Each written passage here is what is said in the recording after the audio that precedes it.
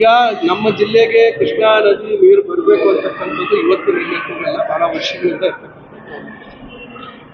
ಬಚಾವತ್ತು B ಸ್ಕೀಮಲ್ಲಿ ನಮಗೆ ಅದರ ಪಾಲು ಕೂಡ ಇದೆ. ಆದರೆ ಒಂದು ಪ್ರಯತ್ನ ಹಿಂದೆ ಆಯಿತು, ವಾಣಿ ವಿಲಾಸ ಸಾಗರಕ್ಕೆ ನೀರು ತರ್ತಕ್ಕಂಥ ಸಂದರ್ಭದಲ್ಲಿ ನಮ್ಮ ಭಾಗಕ್ಕೂ ಸ್ವಲ್ಪ ಏನು ನೀರು ತರುವಂಥದ್ದು ಆಗುತ್ತೆ ಅಂತ ಹೇಳಿದ್ರು. ಅದು ಅವಾಗಲೇ ನಾವು ವಿರೋಧ ಮಾಡಿದ್ವಿ. ಕೋಲಾರ ಜಿಲ್ಲೆಯಲ್ಲಿ ಕೆಲವು ಕೆರೆಗಳನ್ನು ಗುರುತಿಸಿ ಮಾಡುವಂಥದ್ದು ಮಾಡಿದ್ರು.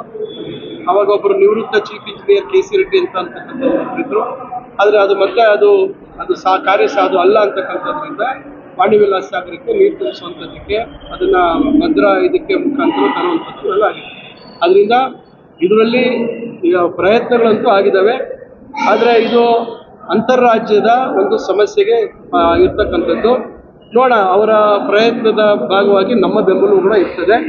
ನಮ್ಮ ಜಿಲ್ಲೆಗೆ ಶಾಶ್ವತ ನೀರಾವರಿ ಅಥವಾ ಶಾಶ್ವತ ಕುಡಿಯೋ ನೀರಿಗೆ ನಮ್ಮೆಲ್ಲರ ಸಹಕಾರ ಖಂಡಿತ ಇರ್ತದೆ. ನಾವೆಲ್ಲ ಅದ್ರ ಪರವಾಗಿ ಹಿಂದೆ ಶಾಶ್ವತ ನೀರಾವರಿ ಹೋರಾಟದಲ್ಲಿ ಭಾಗವಹಿಸಿರ್ತಕ್ಕಂಥವರು. ಇವತ್ತು ಅಧಿಕಾರದಲ್ಲಿ ಇದ್ದೀವಿ ಅಂತ ಹೇಳಿ ನಮ್ಮ ಬದ್ಧತೆಯಲ್ಲಿ ಯಾವುದೇ ಬದಲಾವಣೆ ಇಲ್ಲ. ಖಂಡಿತ ಅದರ ಬೆಂಬಲವಾಗಿ ನಾವಿದ್ದೀವಿ.